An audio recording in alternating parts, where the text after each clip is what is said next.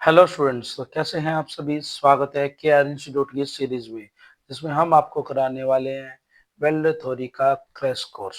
तो आज का अपना चैप्टर नंबर 20 वेल्डेबिलिटी, ठीक है, जिसके अंदर हम बात करेंगे वेल्डिंग की क्वालिटी के बारे में, वेल्डेबिलिटी और उससे प्रभावित होने वाले करने वाले कारक।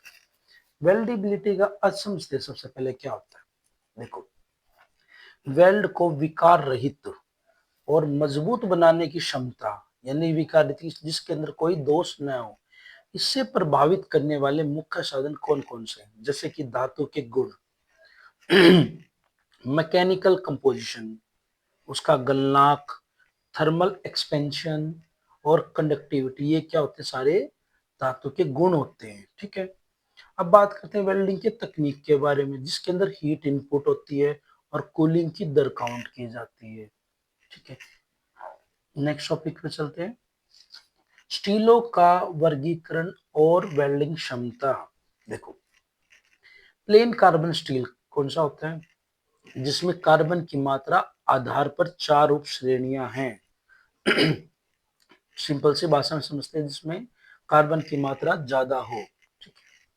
लो कार्बन यानी कि माइल्ड स्टील, जिसे हम एमएसबी बोलते हैं, शॉर्ट फॉर्म में 1 नंबर में आ जाता है भैया। 0.30% से कम कार्बन हो, इनकी वेल्डेबिलिटी उत्तम या अच्छी होती है, ठीक है। अब बात करते हैं मीडियम कार्बन की, जिसमें 0.30 से 0.45% कार्बन होती है। इनकी हार्डनेस अधिक होती है, लेकिन वेल्डिंग संतोषजनक भी होती है। और लो हाइड्रोजन इलेक्ट्रोड की जरूरत इसके अंदर पड़ती है। याद रखना भाई, मीडियम कार्बन में लो हाइड्रोजन, ठीक है। अब बात करते हैं हाई कार्बन, जिसमें 0.45 से लेकर 1.0% कार्बन होता है। इन्हें वेल्ड करना मुश्किल होता है और प्री हीटिंग पोस्ट हीटिंग अनिवार्य, यानी कि वेल्डिंग करने से पहले उसे हीट करो और वेल्डिंग करने के बाद तक उसे पोस्ट हीटिंग दो, ठीक है। नेक्स्ट टॉपिक पे चलते हैं, वेरी हाई कार्बन, 1.50% तक कार्बन। इनका प्रयोग कटिंग टूल्स में होता है और इन्हें विशेष हीट ट्रीटमेंट दिया जाता है। इनके लिए स्पेशल हीट ट्रीटमेंट होता है, ठीक है। बात करते हैं लो एलॉय स्टील, इसमें निकल, क्रोमियम, मेलिबेडनम जैसे तत्व स्ट्रेंथ बढ़ाते हैं। लो एलॉय स्टील की ये सारी जब उसके अंदर धातु मिलाई जाती है तब इनकी स्ट्रेंथ बढ़ती है।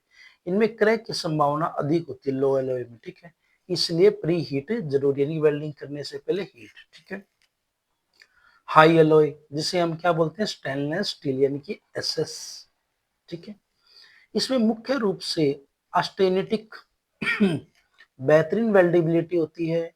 अच्छा, फेरिटिक और मार्टेसाइटिक क्रैक रोकने के लिए हीटिंग आवश्यक शामिल है, जिससे क्रैक ना आए। नेक्स्ट टॉपिक पे चलते हैं, मिश्र धातु तत्व एलोइंग एलिमेंट का प्रभाव, ठीक है। कार्बन हार्डनेस और स्ट्रेंथ बढ़ाता है, कौन, कार्बन। मैग्नीज, जिसे हम Mn के नाम से भी जानते हैं, ये टफनेस बढ़ाता है और सल्फर के बुरे प्रभाव को कम करता है, ठीक है। बात करते हैं निकल को Ni और क्रोमियम को Cr, स्ट्रेंथ बढ़ाता है, टफनेस बढ़ाता है और जंग प्रतिरोध, यानी कि ये रस्ट नहीं लगने देता, जंग नहीं लगने देता, यानी कि कोरोजन रेजिस्टेंस है, कोरोजन लगने ही नहीं देता, में सुधार करते हैं, ठीक है।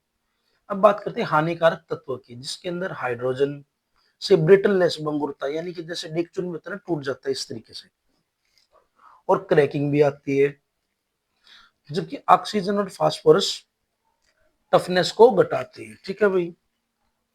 नेक्स्ट टॉपिक पे चलते हैं, कार्बन का समतुल्य, यानी कि कार्बन इक्विवेलेंट, जिसे हम सीई के नाम से भी जानते हैं। 1 नंबर में शॉर्ट फॉर्म आती है भाई इसकी, ठीक है।